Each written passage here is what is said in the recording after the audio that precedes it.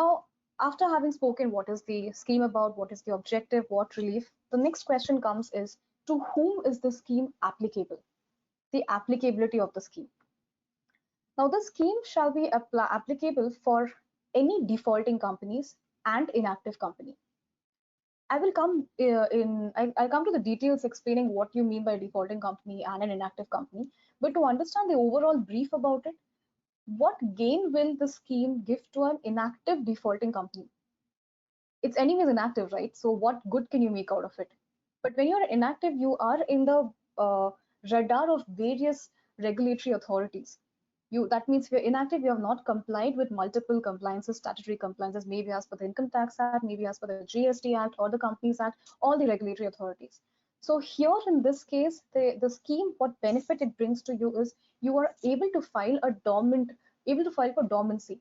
So dormancy is another provision given by the Companies Act, which is ruled by Section 455. You will be able to file that without any additional fee at a normal fee, or you can also go for strike off. Now, going for strike off is very easy method, very easy way out. The scheme, there's a different interpretation of the scheme, and I would like to tell you my interpretation, and of course, others' views are highly solicited on this. But what I strongly feel is if you are inactive defaulting companies, rather than directly going for strike off, which is also an option available in the scheme, you should go be compliant, complete your ROC filings, adhere to the provisions of strike off, which is very well defined under Section 248, and then go for strike off. So that is my personal opinion, and that's how I would like to advise on such situations. But the scheme does give you an opportunity to directly go for strike off. And I would also revisit on this point that why I'm telling annual compliance is necessary. I'll bring you back to the conversation I started the presentation with telling you may be allowed to file your annual returns form AOC4 MGT7 without any penalty. But if you have not conducted your annual general meeting, that is a contravention of the section. There is no relaxation for that, and the immunity will not protect you from that. You open Pandora's box for all the regulatory authorities to pounce on you for non-compliance of some of the other section.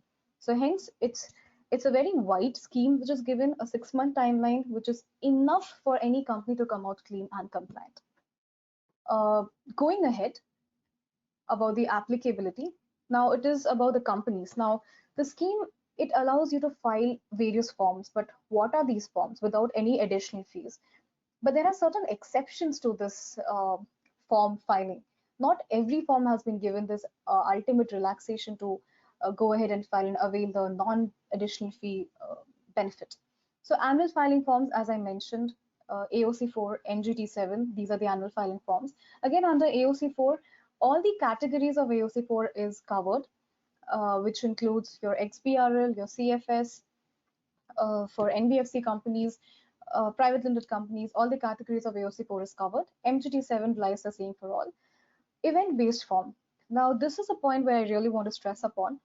INC 22A, active company tagging, identities, and verification.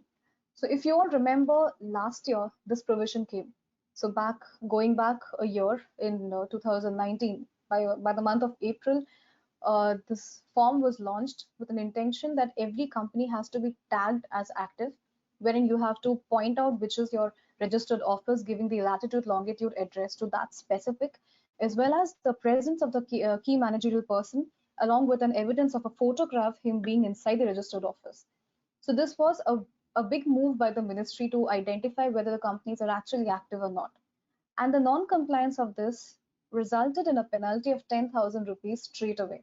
No compounding, no periodical government fee, but directly a fine of 10,000 rupees. I'm sure many companies have filed that and paid the fine as well to remain active, because a lot of consequential forms were restricted to be filed if you have not tagged yourself active. But through the scheme, this form is given a flexibility of being filed without any penalty. I think that's a huge relief for all the non-compliant companies. Going forward, INC 20A. So with INC 20A is what? It's a declaration of commencement of business. So when a company incorporates, and this has been made effective from 2nd November 2018 on or after, any company which is incorporating after that period, on that date, you have to file a declaration of commencement of business. and that has to be a proof of submission of the subscription money in the bank account of the company, and that your registered office is also in place. This has been given a timeline of 180 days. Now, through the CFSS scheme and also through the amendments made, it has been given another extension of 180 days. So basically, if you incorporate a company today, let's say in April, you have a solid 360 days in your hand to open a company's bank account and deposit. But please remember that this is a compliance to be done. You cannot commence your business if you have not filed this form. So this is a technical wording of the Act which talks about INC 20A. This is a big relaxation which gives you almost a year, but not a year. 360 days is a very long time. Then we have different forms. I have highlighted few of them. A few being past PAS3 form, which is filed for allotment of shares. You have an ADT1 form, appointment of director. MGT14. It's a very interesting form. MGT14 is required to be filed for resolutions and agreements, special resolution agreements that you're entering into. We also know that MGT14, if it is filed beyond 300 days, it attracts condemnation. Now the question might come, does the scheme give you an immunity against that? Answer is no. When you have contravened, bringing you back to the main concept of this act, when you have contravened a section, nothing in the act will allow you to take advantage of immunity over here. You have to go ahead, compound for the, if it is being filed beyond 300 days, after filing for compounding, then you will be allowed to file this MGT14, probably without any additional fee. But if it is beyond 300 days, your first step has to be compounding and thereafter filing of this form. Another form, DI-12, which is a very critical form for all the companies for appointment and resignation of directors. And not just these forms, but many other forms. A total of 76 forms given by the ministry. And I have enlisted the website, the Ministry of Corporate Affairs, mca.gov.in, which has published a whole list of forms that can be filed taking advantage of the scheme. Now, what is the exception? There are two forms which cannot be filed through this. You cannot take advantage through the scheme.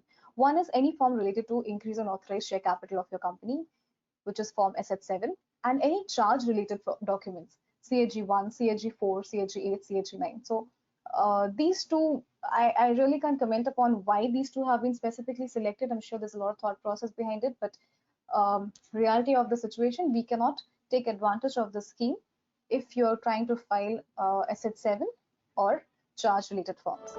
Get 300 plus services. Chat and email with our team directly. Get stunning discounts and rewards. Only on Vakil Search app. Download now.